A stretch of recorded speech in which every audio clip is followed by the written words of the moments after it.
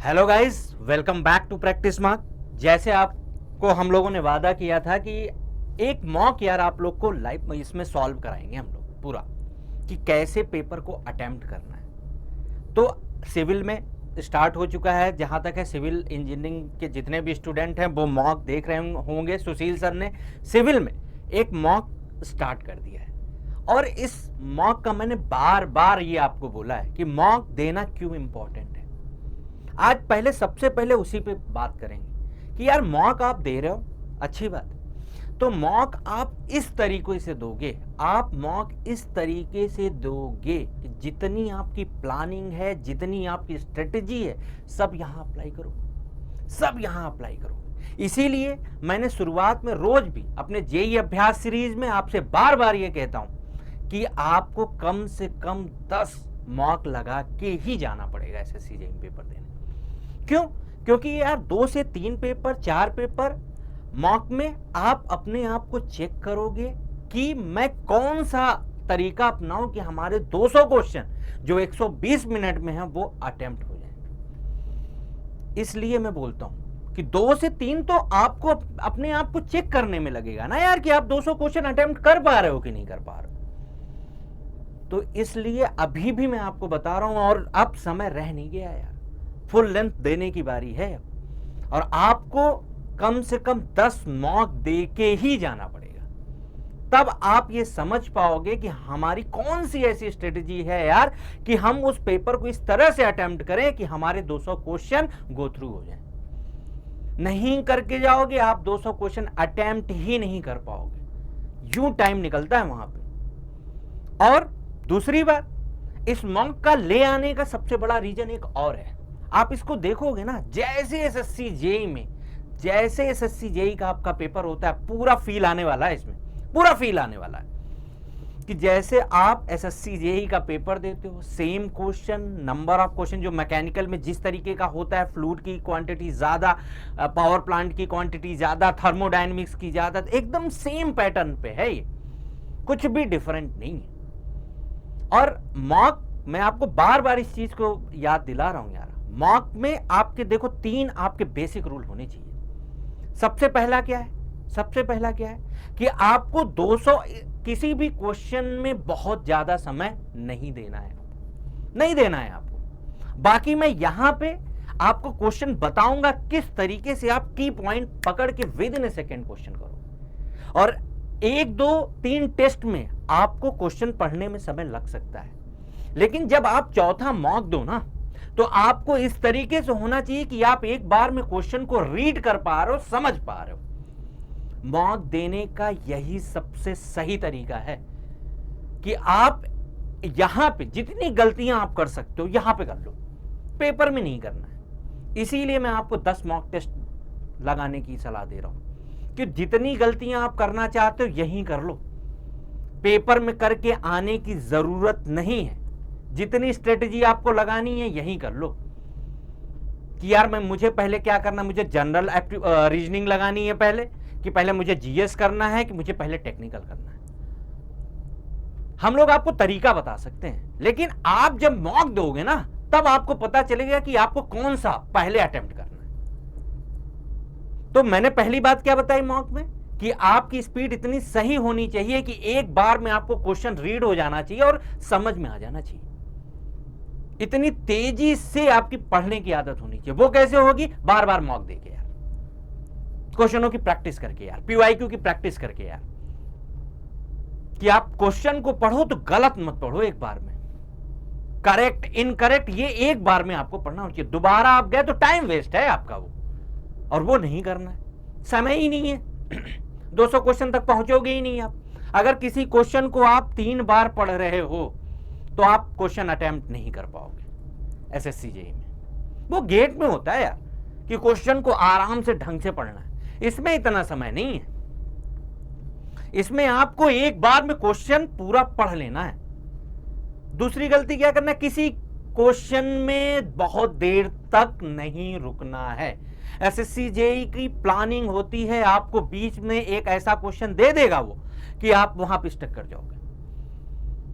कोई न्यूमेरिकल दे दिया, आप उसके चक्कर में पड़ गए, आप उससे 5 क्वेश्चन पीछे चले जाओगे।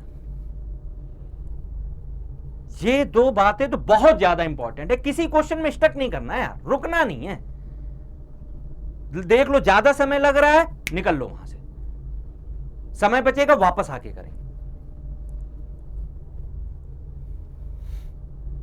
और थर्ड इंपॉर्टेंट पॉइंट कि समय का ध्यान रखो। समय आपके उसमें ध्यान होना चाहिए।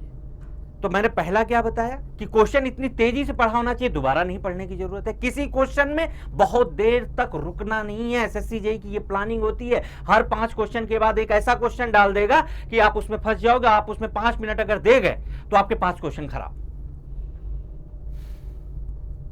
और थर्ड, इसी मॉक से आप अपनी स्ट्रेटेजी बना सकते हो कि आपको पहले रीजनिंग अटेम्प्ट करना है, आपको पहले टेक्निकल अटेम्प्ट करना है, या आपको पहले जीएस अटेम्प्ट करना है। यह आप पे डिपेंड है। मॉक यार क्वेश्चन लगाने के लिए नहीं है। यहां पे मॉक आपको इसलिए कराया जा रहा है यहां पे कि आप देखो आप कैसे क्वेश्चन अटेम्प्ट करना है, किस क्वेश्चन में, वो मैं बताऊंगा। ऐसे क्वेश्चन को अभी छोड़ देना, वापस आके करेंगे। देखो टाइम बहुत तेजी से करना पड़ेगा। और मैं आपको 80 क्वेश्चन की इसीलिए बोलता हूं, 10 क्वेश्चन में वो आपको फंसाएगा, पहली बार में वो अटेम्प्ट ही नहीं करना हमको।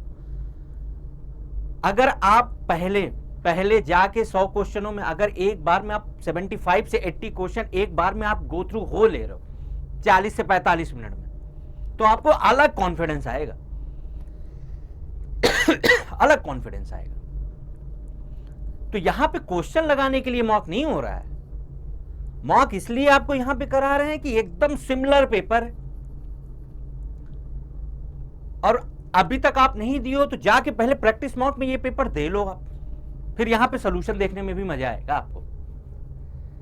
और 3 बातों को तो आपको जबरदस्त तरीके से ध्यान रखना है। क्वेश्चन तो यार करा ही रहे हैं, जेईई अभ्यास सीरीज में भी करा रहे हैं, यहां पे ये बता रहे हैं कि आपको मॉक कैसे देना है, आपकी मॉक देने की स्ट्रेटेजी क्या होनी चाहिए।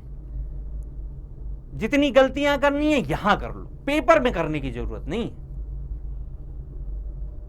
इसलिए मॉक कराया जा रहा है, नहीं तो इसको तो क्वेश्चन फॉर्मेट में भी ले आते। जेईई अभ्यास सीरीज आपकी चली रही है, और आपके इस मॉक में दिखाऊंगा मैं, जो आप मॉक देखोगे ना, आप अगर नहीं दियो इसको जाके अटेम्प्ट करो। आप सिविल के हो चाहे मैकेनिकल के हो, वहां पे स्ट्रेटेजी किसी और की काम नहीं आती। हम आपको तरीका बता सकते हैं, बाकी आप 10 टेस्ट को दे के अपना तरीका आप खुद बनाओगे कि आपको कैसे 120 मिनट में 200 क्वेश्चन करना है। और अब नेगेटिव मार्किंग 1/4 नहीं है, 1/3 है। तो 3 बातें जो मैंने आपको बताई हैं वो आप अब ध्यान रख लो। ये पहला मॉक है, जितनी भी गलतियां हैं 2 से 3 मॉक में कर लो। चौथा मॉक जब आप दो तो आपकी वही स्ट्रेटेजी सारे मॉक में होनी चाहिए और वही पेपर में होना चाहिए। तो ये बेसिक आइडिया है मॉक लाने का आपके पास, कि कैसे मॉक को अटेम्प्ट करें आप, कैसे क्वेश्चनों में बचा जाए कि इसको वापस आके करेंगे यार, एक बार में नहीं करेंगे। तो ये चीजें आपको ध्यान रखनी है, और आज से लग जाओ यार। 10 मॉक अगर आप दे के नहीं जा रहे हो, जो नए लोग हैं उनको तो बहुत ज्यादा जरूरी है, नहीं तो आप 200 क्वेश्चन अटेम्प्ट ही नहीं कर पाओगे। सेम रीजनिंग का भी हाल है, 4-5 क्वेश्चन के बाद ऐसा क्वेश्चन आपको दे देगा कि आप वहीं पे उलझ जाओगे। तो ऐसे क्वेश्चनों से बचना है, दोबारा आके करेंगे। जब पहली बार में आप 75-85 क्वेश्चन तक पहुंच जाओगे ना, तो एक अलग कॉन्फिडेंस आएगा, यार 80 क्वेश्चन मैंने अटेम्प्ट कर लिया 45 मिनट में। अब मेरे को न्यूमेरिकल टाइप के क्वेश्चन करने हैं, उसमें भी जब वापस आ पाओ तो उस न्यूमेरिकल को अटेम्प्ट करो जो आपको लग जाता है यार देखने के बाद, ये यार इसमें कम समय लगेगा, इसमें कैलकुलेशन ज्यादा है, इसको लास्ट में करेंगे। ये स्ट्रेटेजी बता रहा हूं मैं आपको। अगर एक क्वेश्चन में आप फंस गए, उसमें ज्यादा आपने समय दे दिया, तो वो नहीं कर पाओगे। तो चलिए स्टार्ट करते हैं। ये ज्यादा जरूरी बातें हैं क्वेश्चन अटेम्प्ट करने से। मॉक इसीलिए लाया गया है कि ताकि आप इन सब बातों को ध्यान रख के तब मॉक अटेम्प्ट करो। आप समझो इस बात। तो इसी शुरुआत में मॉक 1 में सबसे पहला क्वेश्चन क्या है, which one of the following is correct statement. अब जैसे आपने ये क्वेश्चन पूछ लिया गया, which of the following is correct statement, आपने ये देखा यार कि लेटेंट हीट के बारे में पूछ रहा है, तो लेटेंट हीट के बारे में आपके दिमाग में जितनी इंफॉर्मेशन है सब आ जानी चाहिए। देखो क्या बोल रहा है यार, latent heat is the heat that does not follow the first law of thermodynamics.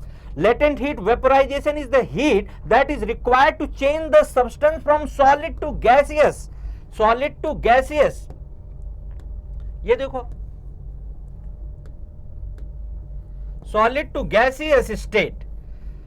Latent heat is the heat that can be detached. Latent heat vaporization is the heat required to change a state of substance from liquid to gaseous state।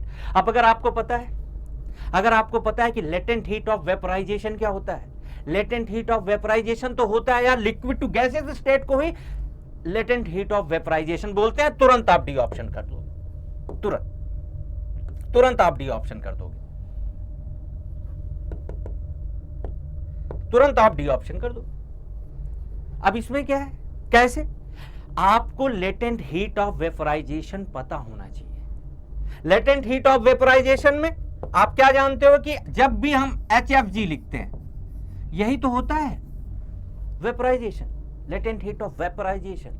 इसमें कहां से कहां जाते हैं, इसमें सीधे liquid to gaseous state में जाते हैं, सीधे लिक्विड टू गैसियस स्टेट में जाते हैं। यहां आपने पढ़ा, ये तो आपको तुरंत ही गलत पता चल गया यार, ये तो सब्लिमेशन है, सब्लिमेशन है, ये तो सब्लिमेशन है यार, सॉलिड टू गैसियस स्टेट में जा रहा है। समझ में आ गई बात, समझ में आ गई ना। अगर HFG के बारे में पता है, आपने ये भी देखा है थर्मोडायनेमिक्स में कि जो क्रिटिकल पॉइंट है, जो क्रिटिकल पॉइंट है वहां पे HFG की वैल्यू क्या होती है, जीरो होती है वहां पे। और HFG को क्या लिख सकते हो आप, Hg माइनस HF। ये चीजें ध्यान होने की है।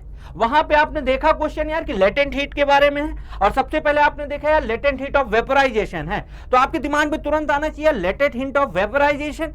ये तो यार सीधे किसे, लिक्विड से गैसियस स्टेट में सीधे चला जाता है, लिक्विड से चेंज करता है लिक्विड टू गैसियस स्टेट में। तो जैसे आपने देखा यार सॉलिड टू गैस, गलत, ये तो तुरंत ऑप्शन गलत होगी, खत्म। अब फिर आपने यहां देखा कि latent heat of vaporization is heat required to change state substance liquid to gaseous state, तुरंत सही, पता है आप। अब और जो इनकरेक्ट स्टेटमेंट है, पेपर में सिर्फ आपको बस ये देखना है कि आप एक अगर आंसर पे कंफर्म हो तो और ऑप्शन को पढ़ने की जरूरत नहीं है। पेपर जब मॉक दे रहे हो तो मॉक में आपको चारों ऑप्शनों का एनालाइज करना है, क्यों गलत है, आप समझ रहे हो बात। जब टेस्ट दे रहे हो, जब आप टेस्ट दे रहे हो तो वहां नहीं करना है, जब आप एग्जाम दे रहे हो तो वहां नहीं देखना है। आप अगर किसी चीज को एकदम ये जान रहे हो कि ये 100% करेक्ट है, मेरा स्टेटमेंट पढ़ा हुआ है, तो आपको 3 ऑप्शन को देखने की भी जरूरत नहीं, तुरंत आप जो ऑप्शन देखा तुरंत खत्म। अब ये विद इन अ सेकेंड का क्वेश्चन है।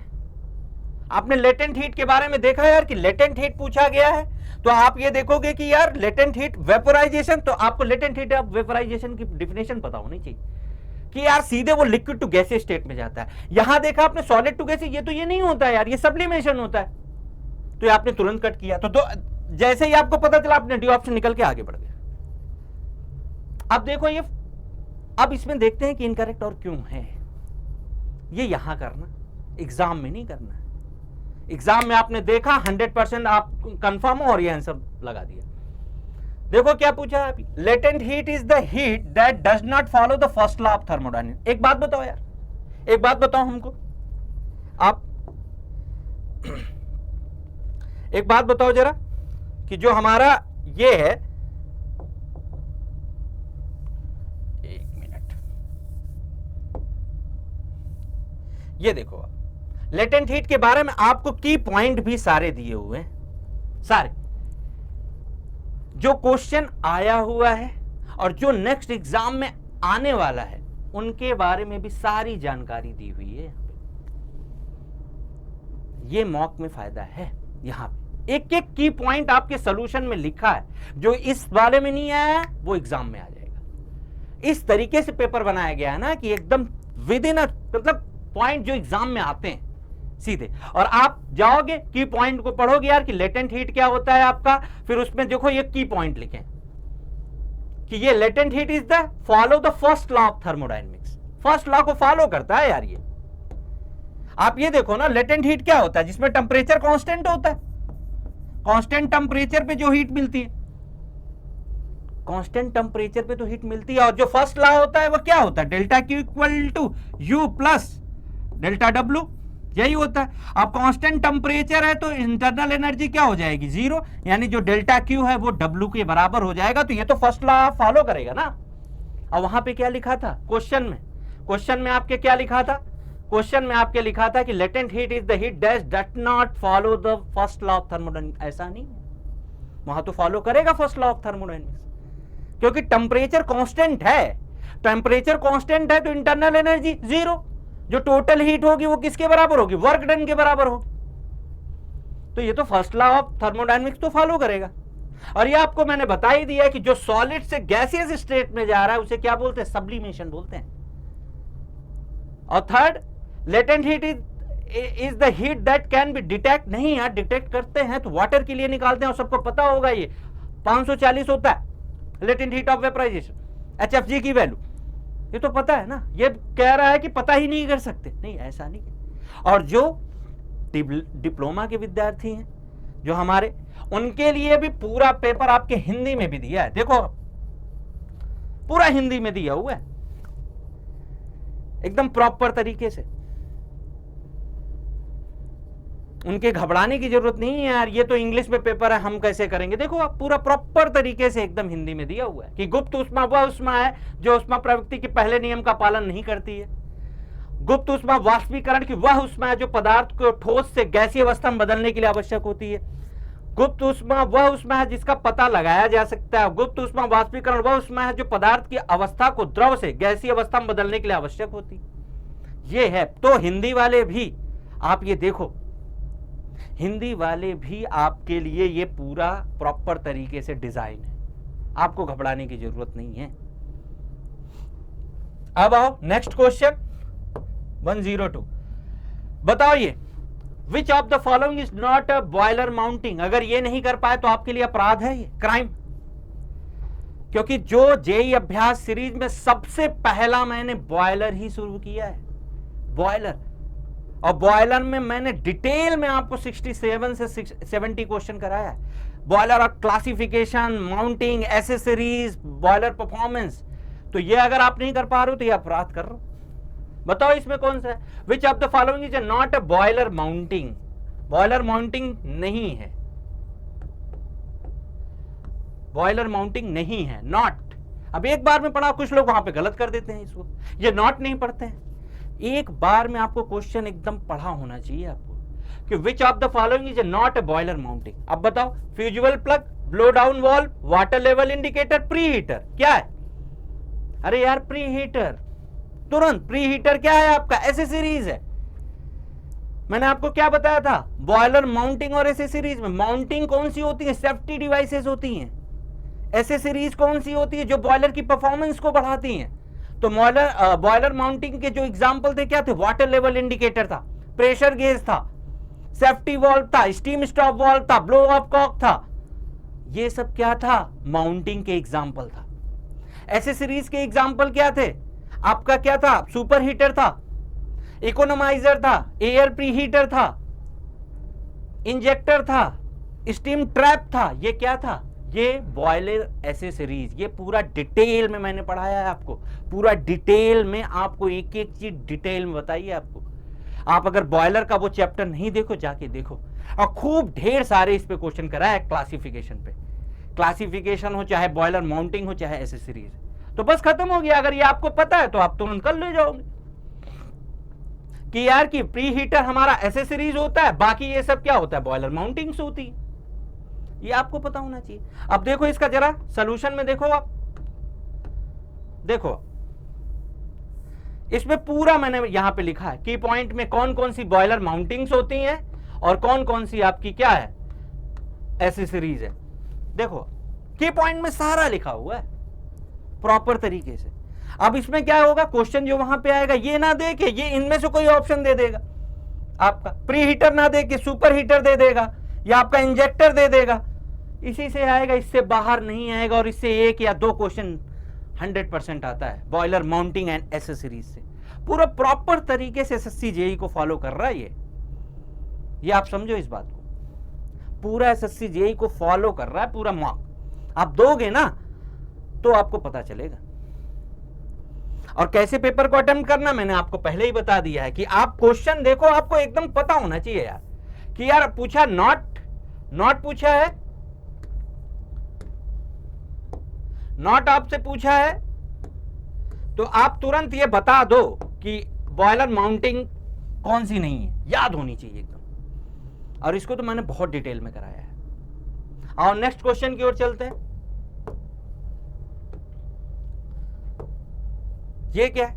The efficiency of a free jet striking normally on a series of flat plates mounted on the periphery of wheel never exceed। ये किसका क्वेश्चन है? फ्लूइड मशीनरी का क्वेश्चन है, fluid machinery का, कि जो the efficiency of free jet striking normally on a series of flat plate mounted on the periphery of wheel never exceed. वहां पे ये प्रूवमेंट नहीं करनी है आपको, वहां पे प्रूवमेंट नहीं करनी, ये आपको डायरेक्ट याद होना चाहिए। क्या याद होना चाहिए? इस पे दो क्वेश्चन बनते हैं, एक तो इफिशियंसी किससे ज्यादा नहीं होती है या कितनी होती है, और ये पूछता है इसी में कि अगर ये स्ट्राइक कर रहा है आपकी जेट वेलोसिटी तो आपका जो ब्लड वेलोसिटी है और जो आपका जो ब्लड वेलोसिटी है और जेट वेलोसिटी है, दोनों में क्या रिलेशन होता है? दोनों चीजें पूछती है इसमें। तो आप पहला क्या बताओगे कि जो इफिशियंसी मैक्सिमम आती है ना वो किस पे आती है? वो ब्लड वेलोसिटी जो होती है, जेट वेलोसिटी, ये रिलेशन पे आपको मैक्सिमम इफिशियंसी मिलती है। ये याद होनी चाहिए आपको एकदम। और यहां पे इफिशियंसी कितनी मिलती है? 50%। ये आपको ध्यान रखना पड़ेगा डायरेक्ट। ये सब question with in a second वाले हैं यार, इससे ज्यादा आपको समय नहीं लगना चाहिए। आपने देखा कि यार the efficiency of free jet striking normally A series of flat plate mounted on the periphery of wheel never exceed, आपको तुरंत याद होना चाहिए यार वो 50% होता है, तुरंत याद होना चाहिए। और कितने पे होता है? एक अच्छा क्वेश्चन ये भी पूछता है कि इसमें यार क्या रिलेशन होता है जेट वेलोसिटी में और ब्लड वेलोसिटी में। तो जो ब्लड वेलोसिटी होती है वो जेट वेलोसिटी के हाफ होती है, वहां पे प्रूवमेंट करने की जरूरत नहीं है। यहां पे देखो जरा, आप देखो जरा, ये देखो, ये प्रूवमेंट आपको पूरा कराया गया है। ये वहां पे करने की जरूरत नहीं है, ना इतना समय रहेगा आपके पास। ये तो आपको दिखाने के लिए वहां पे प्रूवमेंट कराया गया कि आता कैसे है। ये डायरेक्ट रिजल्ट है जो आपको याद होनी चाहिए, डायरेक्ट याद होना चाहिए। और ये जो मैंने बोला ना, जिस पॉइंट पे ये आ रहा है v equal to u equal to v/2, ये भी पूछा जाता है कि अगर इफिशियंसी 50% है तो what is the relation between the blood velocity and jet velocity. तो जो ब्लड वेलोसिटी होती है वो जेट वेलोसिटी के हाफ होती है। ये सब डायरेक्ट आपको याद होनी चाहिए, ये प्रूवमेंट वहां करने की जरूरत नहीं है। यहां आप समझ सकते हो कि कैसे आया हुआ, रिजल्ट याद होना चाहिए। आप गए वहां पे प्रूव करने, आप यहां से 5 से 7 मिनट चला दो, क्योंकि आप फोर्स लिखोगे, फिर वर्क डन लिखोगे, फिर वर्क डन में उसके बाद इफिशियंसी आप निकालोगे, आउटलेट अपॉन इनलेट करोगे, फिर उस इफिशियंसी को ब्लड वेलोसिटी के रिस्पेक्ट में आप डिफरेंशिएट करोगे, फॉर मैक्सिमम उसको 0 करोगे, फिर वहां से ये रिलेशन निकल के आएगा u इक्वल्स टू v/2। फिर वहां पे u इक्वल्स टू v/2 को आप इफिशियंसी के फॉर्मूले में रखोगे, तब जाके आपको यहां से इफिशियंसी मिलेगी कितनी? 50%। नहीं, इतना समय नहीं है, इतना समय नहीं है यार। ये तो आपको दिखाने के लिए कि कैसे आ रहा है यहां पे किया गया। आपको तो सीधे याद होनी चाहिए, सीधे याद होनी चाहिए कि जो आपको ये रिलेशन है आपको याद होनी चाहिए कि आपका जो है, आपकी जो ये ब्लड वेलोसिटी है, जो ब्लड वेलोसिटी है आपका, वो किसके बराबर होती है? वो हाफ ऑफ जेट वेलोसिटी है। ये सीधे आपको ध्यान होना चाहिए, सीधे ध्यान। आइए नेक्स्ट क्वेश्चन की ओर चलते हैं। अब कौन सा हो गया ये आपका 104 काइनेमेटिक चैन। क्या है question? In a kinematic chain a quaternary joint is equivalent to. TOM का क्वेश्चन है, टोम का क्वेश्चन है, थ्योरी ऑफ मशीन का। बताओ क्वाटरनरी ज्वाइंट में किसके इक्विवेलेंट होता है? बताओ। और टर्सरी यहीं पे, अब क्वाटरनरी पूछा है, वहां एग्जाम में टर्शरी पूछ लेगा। तो ये आपको पता होना चाहिए कि क्वाटरनरी ज्वाइंट में कितने बाइनरी ज्वाइंट होते हैं, 3 बाइनरी ज्वाइंट होते हैं। ये डायरेक्ट यार, ये सब तो आपको पता होना चाहिए, डायरेक्ट 3 बाइनरी ज्वाइंट होते हैं। अगर यहां पे टर्शरी होता तो उसमें कितना रहता, 2 बाइनरी ज्वाइंट। अगर टर्शरी रहता तो वहां पे 2 बाइनरी ज्वाइंट होता। आप समझो, यहां पे क्या होगा, 3 बाइनरी ज्वाइंट। ये तो डायरेक्ट है और बहुत बेसिक है, थ्योरी ऑफ मशीन का बेसिक ही क्वेश्चन पूछता है यार। और ये सब क्वेश्चन आप विद इन ए सेकेंड वाले हैं कि देखा आपने यार क्वाटरनरी, तुरंत आपके दिमाग में आना चाहिए यार हाँ इसमें 3 बाइनरी ज्वाइंट होते हैं। देखा, तुरंत आपने आंसर लगाया, खत्म खत्म। ये देखो, ये पूरा प्रॉपर सॉल्यूशन लिखा है, 3 binary joint, a tertiary joint equivalent to 2 binary joint, और एग्जांपल देके भी समझाया। पूरा प्रॉपर तरीके से सॉल्यूशन है, आपको समझ में आ जाएगा कि यार ये तो पूछा था, अब ये पूछा जा सकता है। तो ये तो आपको पता होना चाहिए एकदम प्रॉपर तरीके से। देखो जरा,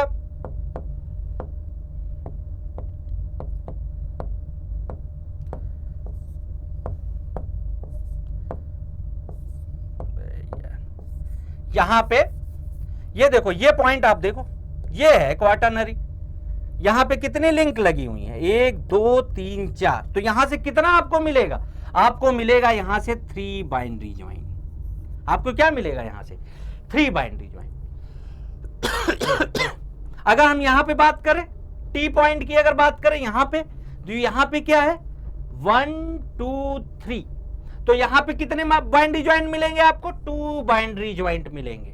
ये पूरा दिखाया, इसीलिए एग्जांपल लेके दिखाया है यहां पे कि ये एग्जांपल से आप समझो पूरी तरीके से। ये आपका क्वाटरनरी ज्वाइंट है, कितने लिंक लगे हैं, 4। तो क्वाटरनरी ज्वाइंट में कितने आपको बाइनरी ज्वाइंट मिलेंगे, 3। ये पॉइंट पे आप अगर देखो तो टर्शरी है, ये भी क्या है, टर्शरी है, ये क्या है, बाइनरी। बाइनरी में कितने मिलेंगे आपको, 1। ये पूरा एग्जांपल से समझाया है, पूरा प्रॉपर तरीके से।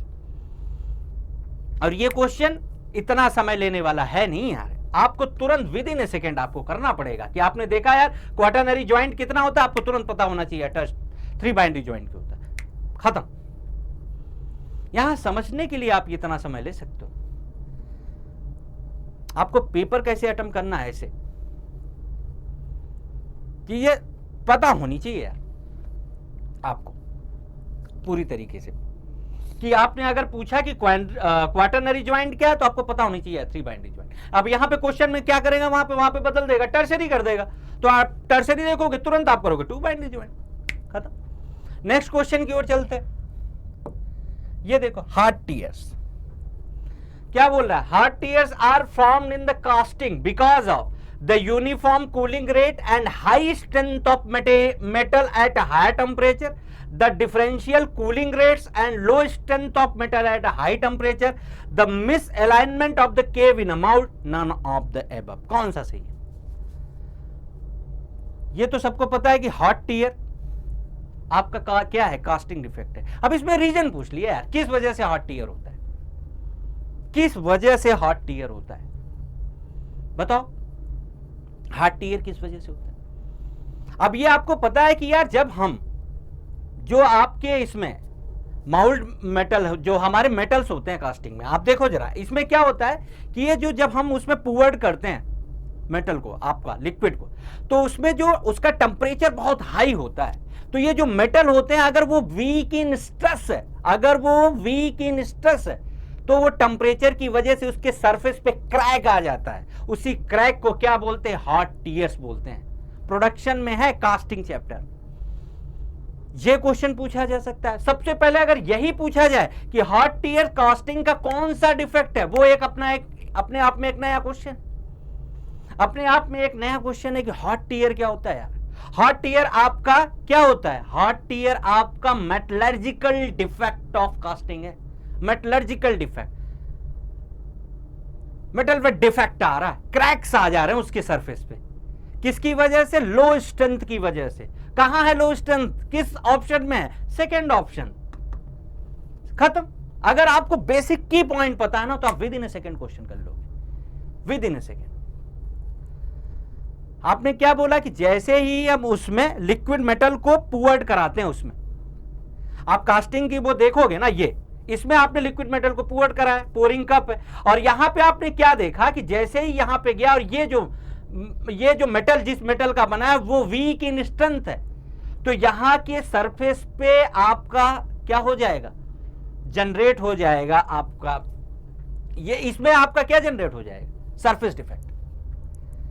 तो इस पे एक क्वेश्चन और अच्छे से पूछ सकता है कि ये जो आपका ये जो हॉट टीयर डिफेक्ट है ना, हॉट टीयर जो डिफेक्ट है आपका वो क्या है, जो हॉट टीयर आपका डिफेक्ट है, हॉट टीयर जो आपका डिफेक्ट है वो कास्टिंग का कौन सा डिफेक्ट है, वो मेटलर्जिकल डिफेक्ट है।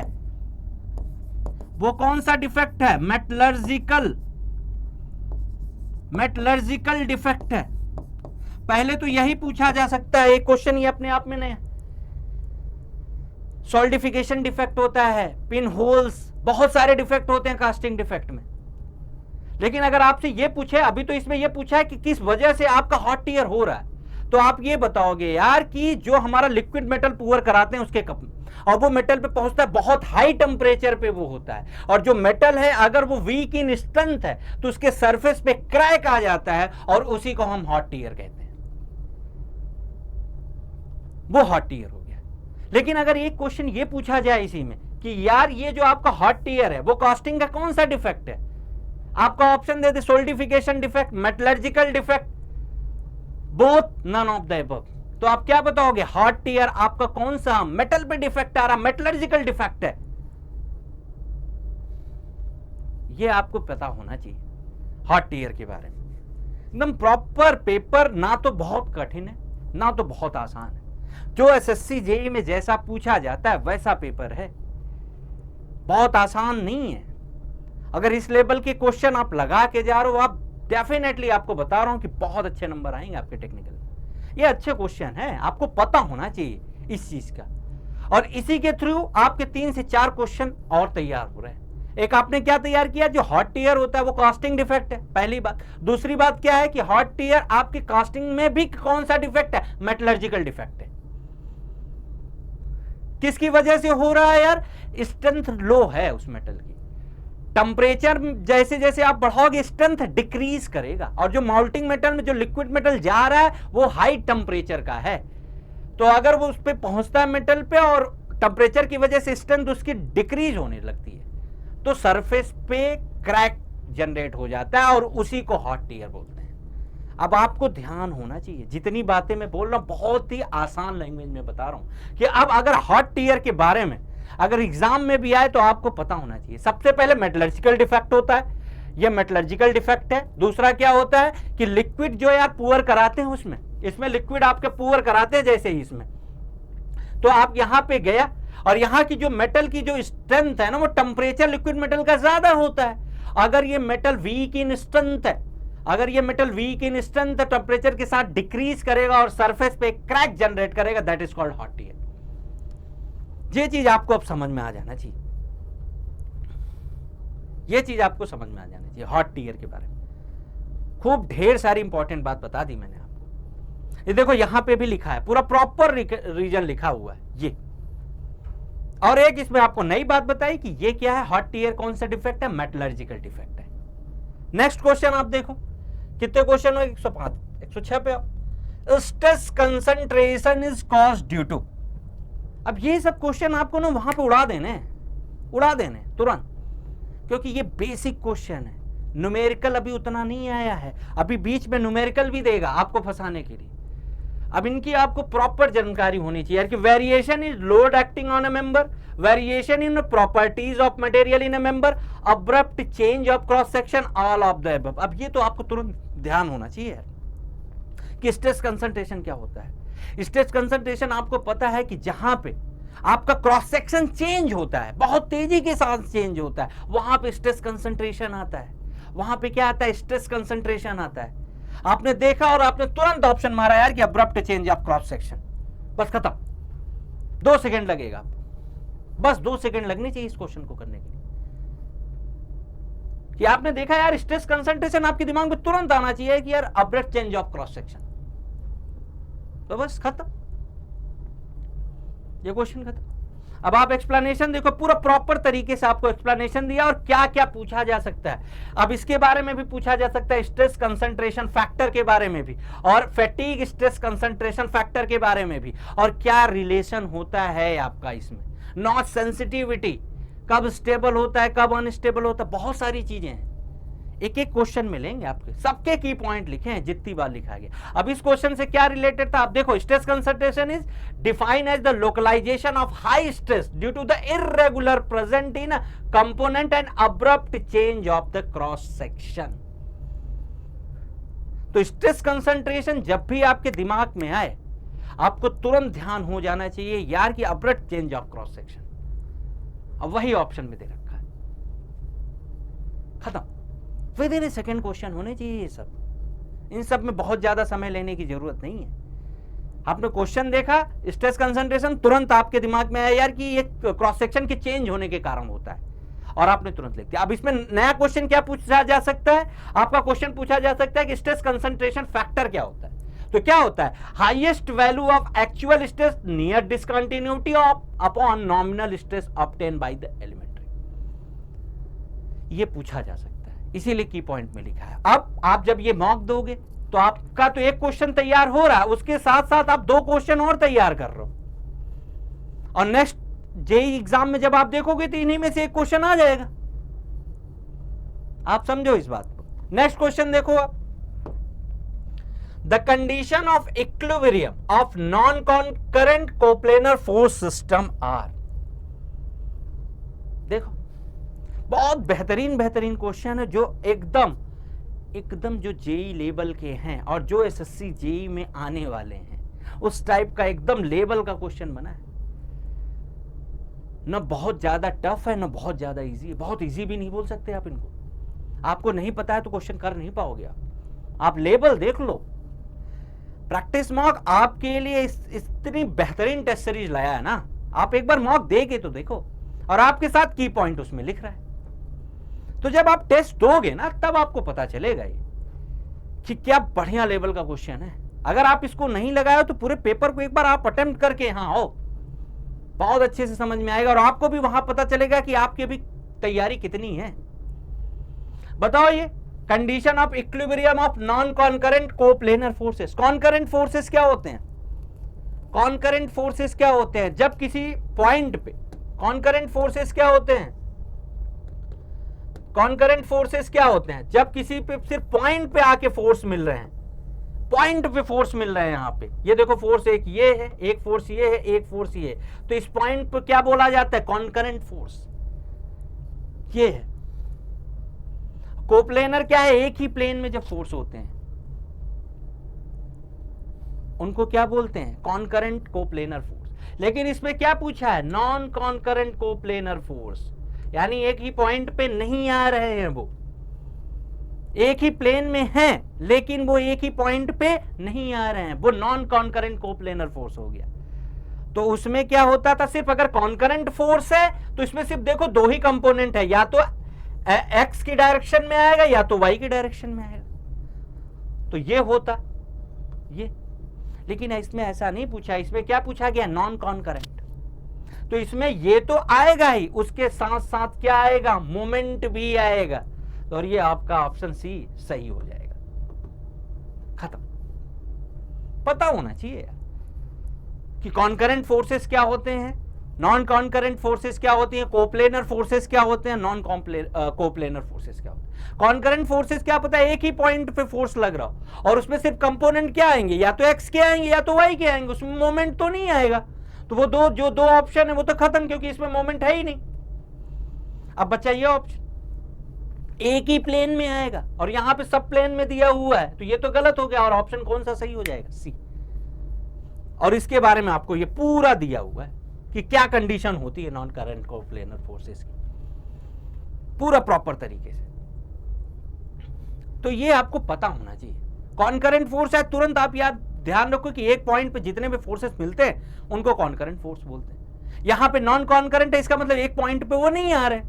कोप्लेनर बोला है लेकिन प्लेन एक ही प्लेन में है, तो इसके साथ साथ प्लेन में है, तो इसके साथ साथ क्या फोर्स के तो कंपोनेंट होंगे और एक्स और वाई। उसके साथ साथ एक मोमेंट भी होगा। कॉनकरेंट पे तो मोमेंट आ ही नहीं सकता, एक ही पॉइंट पे सारे फोर्स हैं, तो उस पे मोमेंट क्या होगा, जीरो, आ ही नहीं सकता, मोमेंट तो होगा ही नहीं, उसी लाइन से पास हो रहा है। लेकिन इसमें मोमेंट होगा, बस तुरंत आपने क्वेश्चन देखा और तुरंत हो जाएगा with in a second.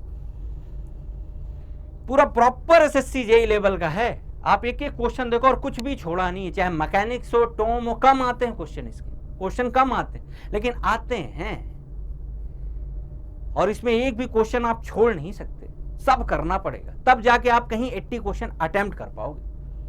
Next question देखो क्या है, the stress induced in a body when suddenly loaded is the stress induced when the same load is applied to gradually. अब ये तो याद होना चाहिए आपको तुरंत कि जो सडनली अप्लाइड लोड होता है, जो सडनली अप्लाइड लोड होता है, जो सडनली अप्लाइड लोड होता है आपका, जो सडनली अप्लाइड लोड होता है वो कितने टाइम होता है, ग्रेजुअल के 2 टाइम्स। ये याद होना चाहिए, ये याद होना चाहिए, 2 टाइम्स, ट्वाइस, खत्म, विद इन ए सेकेंड ये क्वेश्चन हो जाएगा, विद इन ए सेकेंड ये क्वेश्चन हो जाएगा कि आपका जो stress induced suddenly applied load में है, सडन अप्लाइड लोड में है, वो ग्रेजुअली अप्लाइड लोड के कितने टाइम्स होता है, तो वो 2 टाइम्स होता है। कैसे, आओ देखो जरा, वो 2 टाइम्स होता है। पूरा प्रॉपर तरीके से सॉल्यूशन है यार, ये देखो, ये gradually applied load, gradually applied मतलब धीरे धीरे धीरे धीरे धीरे लोड को बढ़ाते हैं, तो इसका ये कैसे आया है शेप, इस तरीके से, क्योंकि लोड धीरे धीरे धीरे धीरे धीरे बढ़ रहा है, ग्रेजुअली अप्लाइड लोड। और ग्रेजुअली अप्लाइड लोड का फॉर्मूला क्या है, वेट अपॉन एरिया। अब अगर हम बात कर ले सडनली अप्लाइड, ऐसे कुछ रखा है बॉक्स, उसमें सडन आ जाए, ऐसे कोई बॉक्स रखा है रेक्टेंगुलर मान लो, उस पर सडन लोड लगा दे, तो सडन लोड लगाए मतलब वो लोड क्या रहेगा, ये देखो अब डायरेक्ट यहां पे आ रहा है, इस पॉइंट पे कोई धीरे धीरे नहीं बढ़ना, डायरेक्ट रखा जा रहा है। आपका सर ऐसे चल रहा, आप डायरेक्ट एक लोड आ जाए यहां पे गिर जाए आपका, वो सडन अप्लाइड लोड है, सडन अप्लाइड लोड है। बगीचों में आप जा रहे हो, ऐसे पैदल चल रहे हो, आम गिर गया आपके सर पे, वो सडन अप्लाइड लोड है, ग्रेजुअली अप्लाइड लोड नहीं है, अचानक से लोड जो हो रहा है। तो उसके लिए आपने जो ये रिलेशन निकाला, देखो पूरा प्रॉपर रिलेशन निकला है, इसमें प्रॉपर रिलेशन निकला है कि जो सडन अप्लाइड लोड है वो 2 times of gradually applied load है, 2 times of gradually applied load. ये तो याद होना चाहिए आप, ये वहां पे आप प्रूव करने की जरूरत नहीं है, वहां पे सीधे आपको इस फॉर्मूले को ध्यान होना चाहिए कि जो हमारा ये सडन अप्लाइड लोड है वो ग्रेजुअली अप्लाइड लोड के 2 टाइम्स होता है, खत्म। ये सब विद इन ए सेकेंड वाले क्वेश्चन है, विद इन ए सेकेंड। और नेक्स्ट क्वेश्चन देखते हैं। अब ये देखो आप, work done during adiabatic expansion is given by where P1, V1, T1 pressure, volume and temperature for the initial condition of gas, P2, V2, T2 corresponding value of the final condition of the gas, R is the gas constant, gamma is the ratio of specific heat। तो इसमें से कौन सा सही है, क्या पूछा है, work done during adiabatic expansion, क्या है बताओ, इसमें से कौन कौन सा ऑप्शन सही है, बताओ कौन सा ऑप्शन सही। अब ये तो आपको तुरंत ध्यान होना चाहिए यार, तुरंत ध्यान होना चाहिए आपको कि जो एडियाबैटिक का वर्क डन होता है, एडियाबैटिक का जो वर्क डन होता है, जो आपका एडियाबैटिक का जो वर्क डन होता है, work done of adiabatic, adiabatic का जो वर्क डन होता है वो क्या होता है, वो होता है आपका यार P1 V1 minus P2 V2 upon gamma minus 1, यही होता है। ये तो पहला ऑप्शन, यानी पहला ऑप्शन करेक्ट। दूसरा को चेक करो, क्या वो भी है क्या। अब आप एक बात आप जानते हो यार, P1 V1 किसके बराबर होता है, P1 V1 किसके बराबर होता है यार, MRT1, और P2 V2 किसके बराबर होता है, MRT2, ये होता है। रख दो जरा आप यहां पे, अगर रखोगे आप यहां पे P1 V1 की जगह पे, तो आप क्या लिख सकते हो, MRT1 minus MRT2 upon gamma minus 1। अब यहां से आप क्या कर सकते हो, MR को कॉमन ले लो, यहां पे क्या आ जाएगा, T1 minus T2 upon gamma minus 1। तो सेकेंड ऑप्शन भी करेक्ट हो गया क्या, हाँ सेकेंड ऑप्शन भी करेक्ट हो गया, पता होना चाहिए, बढ़िया क्वेश्चन है। अब इसमें गलती कहां होती है, आप ये देखो, ये जानना बहुत जरूरी होता है, गलती कहां होती है। आपने क्या किया, आपके पास क्वेश्चन आया, आपका क्या किया, आपके पास क्वेश्चन आया, यहां पे क्वेश्चन आ गया आपके पास, आपने पढ़ा यार work done of during adiabatic expansion. अब आपने पहला ऑप्शन देखा, पहला ऑप्शन आपने देखा कि यार P1 V1 minus P2 V2 अपन गामा माइनस 1, आपने एक को करेक्ट किया, गलत हो जाएगा। आपने बाकी ऑप्शन देखा ही नहीं, क्योंकि डी में ऑल ऑफ द अबव दे रखा है, डी में ऑल ऑफ द अबव दे रखा है। गलती होती है, इस चीज को आपको इसीलिए बता रहा हूं, जितनी गलतियां यही करेंगे, एग्जाम में गलती नहीं करेंगे। जितनी भी पॉसिबिलिटी है ना गलती करने की, वही यही करके जाएंगे, वहां नहीं करेंगे। अब देखो आप, तो ये आपको बताया कि P1 V1 minus P2 V2 gamma minus 1, MR T1 minus T2 gamma minus 1, दोनों ऑप्शन सही। अब तीसरा चेक कर लेते हैं कि तीसरा सही है कि नहीं। अब तीसरा देखो जरा, अभी तक आपने क्या निकाला, पहला आपने ये भी निकाल लिया कि जो वर्क डन होता है वो क्या आ गया, P1 V1 minus P2 V2 upon gamma minus 1। दूसरा फॉर्मूला आपने क्या निकाल लिया कि MR कॉमन ले लिया या T1 minus T2 upon gamma minus 1, ये आपने कर लिया। तो दूसरा, अब इसमें देखो आप कि एक बात बताओ, क्या MR T1 को कॉमन लिया गया है, इसमें जरा देखो जरा, MR ये आपका T1 माइनस T2 है अपॉन गामा माइनस 1। इसमें क्या बोला है कि ऑप्शन में T1, देखो ऑप्शन में T1 को बाहर लिया, तो आप T1 कॉमन निकाल लो। देखिए ये ऑप्शन सही है क्या, T1 को जैसे ही आपने कॉमन निकाला, T1 को आपने जैसे ही कॉमन निकाला, यहां क्या आ जाएगा, 1 माइनस T2 अपॉन क्या, T1 आ जाएगा, ये आ गया। और यहां पे क्या हो गया, गामा माइनस 1। अब इसको किस फॉर्म में दे रखा है, P2 V2 upon P1 V1। तो हमने क्या बताया था अभी कि जो P1 V1 है वो किसके बराबर, MR T1 के। P2 V2 जो है आपके, वो किसके बराबर है, MR T2 के। आपको क्या बताना है, T2 upon T1, T2 upon T1 यानी इससे डिवाइड कर दो। तो जब T2 अपॉन T1 आप करोगे तो क्या आ जाएगा आपका, T2 अपॉन T1 आप करोगे तो P2 V2 upon P1 V1 रख दो जरा जाके यहाँ पे, MR T1 1 minus P2 V2 upon P1 V1। ये तीनों ऑप्शन सही हो गए क्या, तीनों ऑप्शन सही हो गए क्या, देखो आप जरा, देखो ना, आप देख लो खुद ही कि आपने पहला, तो ये आपको पता है वर्क डन, आपने देखा तुरंत ये मार दिया, गलत हो गया, क्योंकि दूसरा ऑप्शन भी सही है, क्योंकि P1 V1 MR T1 के बराबर है, आपने रखा, ये निकाल लिया। फॉर थर्ड आपने क्या किया कि देखा, आपने T1 कॉमन लिया, आपने T1 को कॉमन ले लिया, T1 को जैसे कॉमन लिया, यहाँ T2 अपॉन T1, और ये आप तो जानते ही हो, और जैसे ही इसको और इसको डिवाइड किए तो यहाँ पे क्या आ जाएगा, P2 V2 माइनस P1, और फिर आप यहाँ पे ले आके रख दिए। तो आपने देखा कि आपका A, B और C तीनों सही है, ऑल ऑफ द अबव सही है। तो इस चीज को आप अगर आप देखोगे, कौन सा ऑप्शन सही हो जाएगा आपका, कौन सा ऑप्शन सही हो जाएगा, टी, खत्म। और ये जो मैंने कराया है ना, वो प्रॉपर तरीके से आपको वर्क डन प्रूव किया है, पूरा हर वर्क डन प्रूव किया गया है, पूरा प्रूव किया गया है। ये वर्क डन आपका जब मैंने बताया ना, आप घबराओ में कि हट गया, वो पूरा प्रॉपर आपका, ये आपको ना वर्क डन निकाला भी है कि एडियाबेटिक का वर्क डन कैसे निकलेगा, कैसे आता है वर्क डन, ये वो वहां करने का इतना समय नहीं है यार। आपको हर एक प्रोसेस के थर्मोडायनेमिक में वर्क डन याद होना चाहिए, चाहे वो एडियाबेटिक हो, चाहे आपका आइसोकोरिक प्रोसेस है, आइसोबोरिक प्रोसेस है, पॉलीट्रॉपिक प्रोसेस है, सारे के वर्क डन आपको पता होनी चाहिए। कांस्टेंट प्रेशर पे हीट सप्लाइड कितनी होती है, कांस्टेंट वॉल्यूम पे हीट सप्लाइड कितनी होती है, इंटरनल एनर्जी का क्या फॉर्मूला, ये सब तो आपको पता होना चाहिए। अब इसमें गलती होने के चांसेस कहां है, वो मैं आपको बता रहा हूं। आप गलती कहां होगा, आपको आता सब है, लेकिन गलती आप कहां करोगे, आप गलती करोगे कि आपसे पूछा एडियाबेटिक और आप सिर्फ पहला ऑप्शन देखोगे, पहला ऑप्शन देख के आगे बढ़ गए और गलत हो गया, गलत हो गया यार। इसीलिए मैं कह रहा हूं क्वेश्चन पढ़ के, पढ़ने की स्पीड इतनी तेज होनी चाहिए ना कि आप एकदम with in a second question कर लो, ये स्पीड होनी चाहिए। नेक्स्ट क्वेश्चन कौन सा है आपका,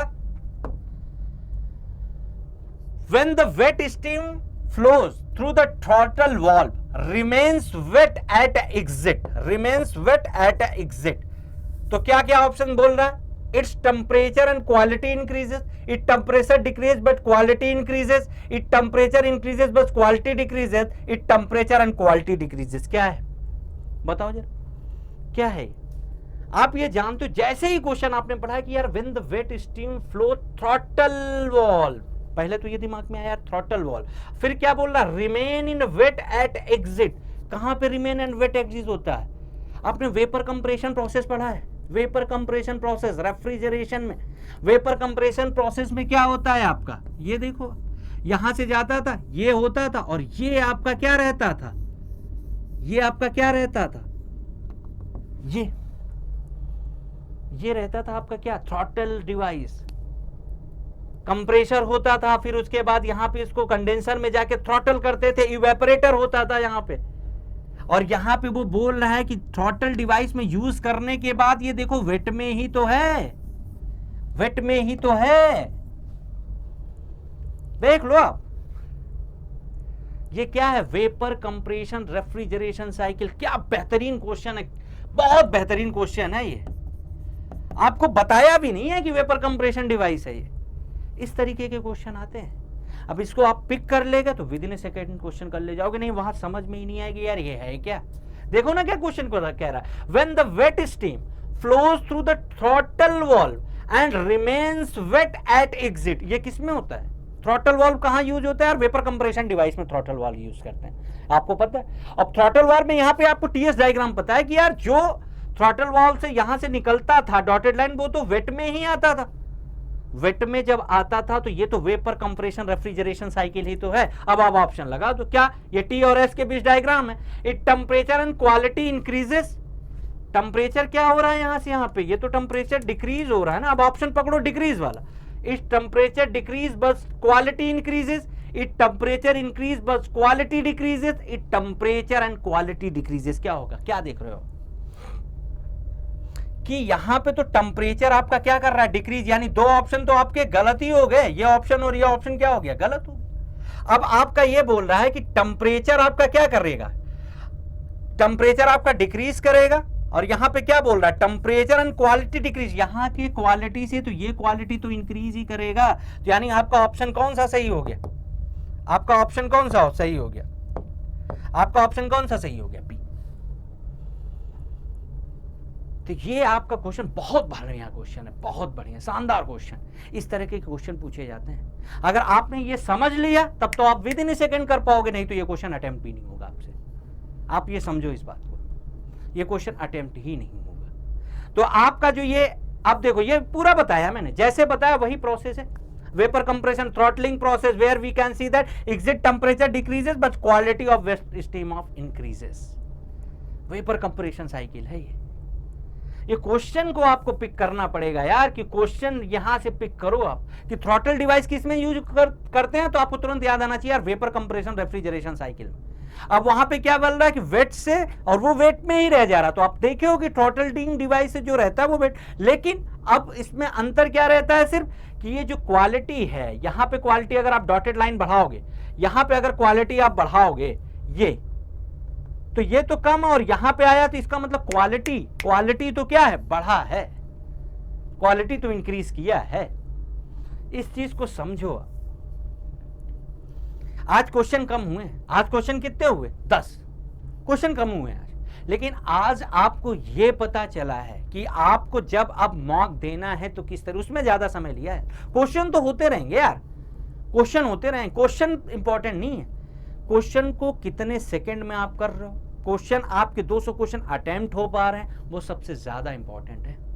क्वेश्चन तो कर ही लेंगे यार, क्वेश्चन तो कर ही लेंगे, इसीलिए मैंने शुरुआत में जितना समय लिया, नहीं क्वेश्चन 20 तक कराता मैं, लेकिन आज आपको सिर्फ इसलिए मैंने ये शुरुआत में इतना समय लिया है आपको बताने के लिए कि मॉक आपके लिए क्यों जरूरी है, और मॉक लगाने का सबसे अच्छा तरीका कौन सा है।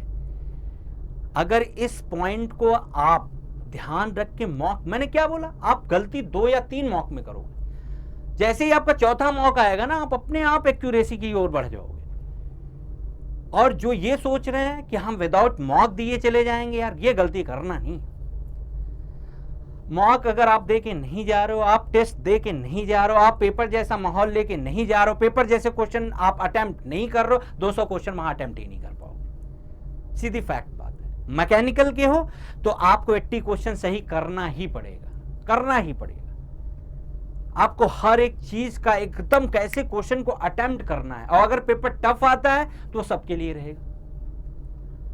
जिस पैटर्न पे क्वेश्चन आ रहा है वो मॉक आप देख रहे होगे, पूरा पैटर्न वही है, और क्वेश्चन का लेवल भी आप देख रहे होगे। मजा आ गया होगा। 10 क्वेश्चन नहीं किए लेकिन मजा आ गया होगा आपको। बेहतरीन बेहतरीन क्वेश्चन है, कुछ भी छोड़ा नहीं है। तो आज सिर्फ 10 है, कल स्पीड के साथ पढ़ेंगे, तेजी के साथ करेंगे मॉक।